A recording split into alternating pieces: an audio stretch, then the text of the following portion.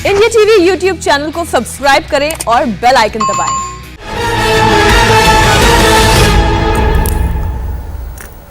नमस्कार, मैं हूं सौरभ शर्मा। महाराष्ट्र के नासिक में एक अस्पताल में जो हुआ उसे किसी भी कीमत पर माफ नहीं किया जा सकता। नासिक के जाकिर हुसैन हॉस्पिटल में ऑक्सीजन की कमी से ऑक्सीजन सप्लाई रुकने की वजह से 22 मरीजों की जान चली गई। ये मरीज वेंटिलेटर पर थे, सांस लेने में सबको दिक्कत थी और ऑक्सीजन सप्लाई थमने से उनकी मौत हो गई। महाराष्ट्र में ऑक्सीजन की कमी है, एक एक ऑक्सीजन टैंकर पर मरीजों की जान टिकी हुई है, लेकिन इसके बावजूद नासिक के जाकिर हुसैन हॉस्पिटल में ऑक्सीजन टैंकर से सप्लाई जब शुरू हुई तो उसमें लीकेज हो गई। इसकी वजह से अस्पताल में आधे घंटे तक ऑक्सीजन सप्लाई रोकनी पड़ी और उसका नतीजा यह है कि 22 मरीजों को अपनी जान से हाथ गंवाना पड़ा। जिस वक्त ये लीकेज हुई उसकी तस्वीरें आप स्क्रीन पर लगातार देख रहे हैं। नासिक गैस लीक कांड को लेकर एक और बड़ी खबर आ रही है। आपको बता दें, महाराष्ट्र के मुख्यमंत्री उद्धव ठाकरे ने मृतकों के परिजनों को 5-5 लाख रुपए के मुआवजे का ऐलान किया है। मुख्यमंत्री ठाकरे ने कहा है कि इस मामले की हाई लेवल इन्वेस्टिगेशन भी की जाएगी, लेकिन जिनकी जानें जानी थी वो तो जा चुकी।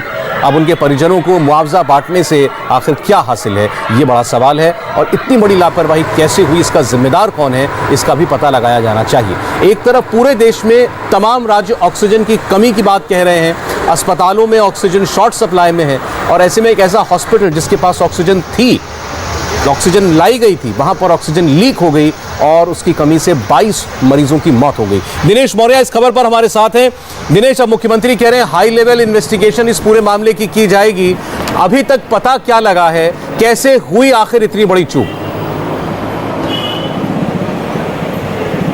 देखिए, जो डिविजनल कमिश्नर है उन्होंने जो ऑन रिकॉर्ड बयान दिया उसके मुताबिक रिफिलिंग के लिए एक टैंकर आया हुआ था। सुबह करीब 10 बजे के दौरान एक जो है सॉकेट था वो टूट गया, उसकी वजह से ऑक्सीजन का जो सप्लाई है वो बुरी तरह से बाधित हो गया और जिसके चलते कई सारे मरीजों को ऑक्सीजन नहीं मिल पाया और इस घटना में 22 लोगों की मौत हो गई। करीब 10 से 12 अभी भी बहुत ज़्यादा गंभीर है। ये इनिशियल जानकारी डिविजनल कमिश्नर को नासिक महानगर पालिका की तरफ से दी गई है, लेकिन ये सिर्फ इनिशियल प्राथमिक जांच में ये सामने आया।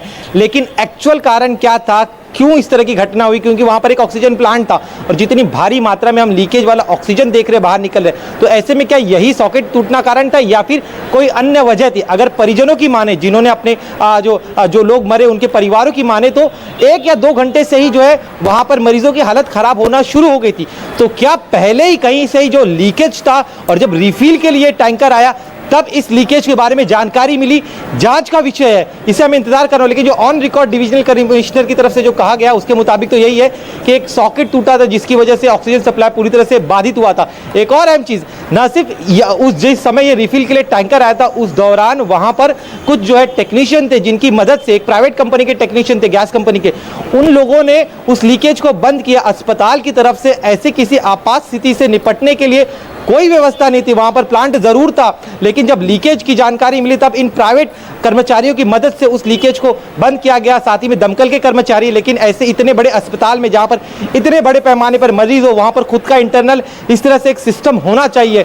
परिजनों का आरोप है कि ऐसी कोई व्यवस्था अस्पताल में नहीं थी। कई सारे ऐसे भी दृश्य है जिसमें पता चला कि ऑक्सीजन पहले से नहीं था और जब मरीजों की हालत बिगड़ना चालू हुई तब वहां पे जो परिजन थे वो अस्पताल में आए, अस्पताल का स्टाफ वहां पर घटना के समय नहीं मौजूद था। तो ये इनिशियल जानकारी सामने आ रही है। हम उम्मीद करें, चूंकि उद्धव ठाकरे का बयान सामने आ चुका है, तो आधिकारिक तौर पर नासिक महानगर पालिका जिसके अंडर ये अस्पताल आता है उनकी तरफ से कोई बयान है, तब तस्वीर साफ हो पाएगी कि एग्जैक्ट कारण क्या था, आखिर किस वजह से ये ऑक्सीजन सप्लाई नहीं पहुंच पाई मरीजों तक। और अब भी करीब 10 से 12 मरीज जो है उनकी हालत खराब है।